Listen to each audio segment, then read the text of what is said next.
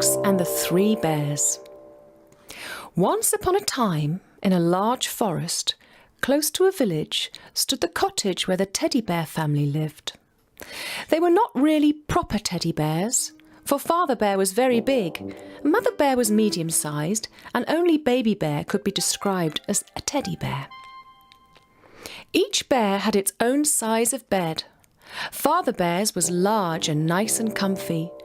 Mother Bear's bed was medium in size, while Baby Bear had a fine little cherrywood bed that Father Bear had ordered from a couple of beaver friends. Beside the fireplace around which the family sat in the evenings stood a large carved chair for the head of the house, a pretty blue velvet armchair for Mother Bear, and a very little chair for Baby Bear. Neatly laid out on the kitchen table stood 3 china bowls, a large one for Father Bear, a smaller one for Mother Bear, and a little bowl for Baby Bear. The neighbours were all very respectful to Father Bear, and people raised their hats when he went by. Father Bear liked that, and he was always politely saying hello. Mother Bear had lots of friends. She visited them in the afternoons to swap good advice and recipes for jam. Baby Bear, however, had hardly any friends. This was partly because he was a bit of a bully and was always getting into mischief. Not far away lived a fair-haired little girl who had a similar nature to Baby Bear, only she was snooty as well. And though Baby Bear often asked her to come and play at his house, she always said no. One day, Mother Bear made a nice pudding. It was a new recipe with blueberries and other crushed berries. Her friends told her it was delicious. When it was ready, she said to the family, "It has to be left to cool now, otherwise it won't taste nice. That will take at least an hour. Why don't we go and visit the beaver's new baby? Mummy Beaver will be pleased to see us." Father Bear and Baby Bear would much rather have tucked into the pudding, warm or not, but they liked the thought of visiting the new baby. "Everyone at the beavers will be very busy now, and we must not stay too long," said Mother Bear.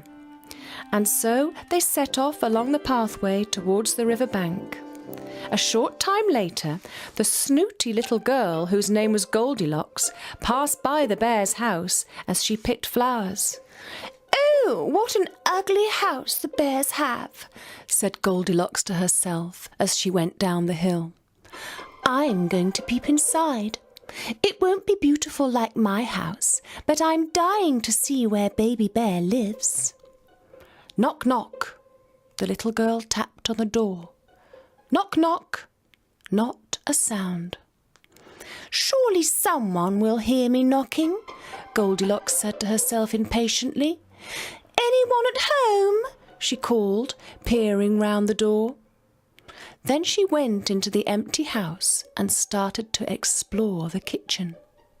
"A pudding!" she cried, dipping her finger into the pudding Mother Bear had left to cool. "Quite nice," she murmured, spooning it from Baby Bear's bowl. In a twinkling, the bowl lay empty on a messy table.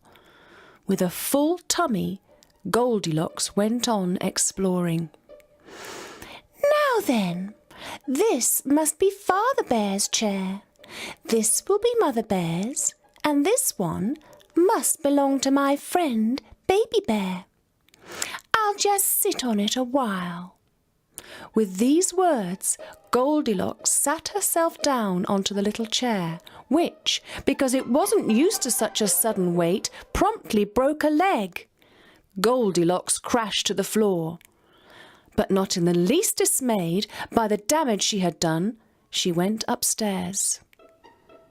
There was no mistaking which was Baby Bear's bed.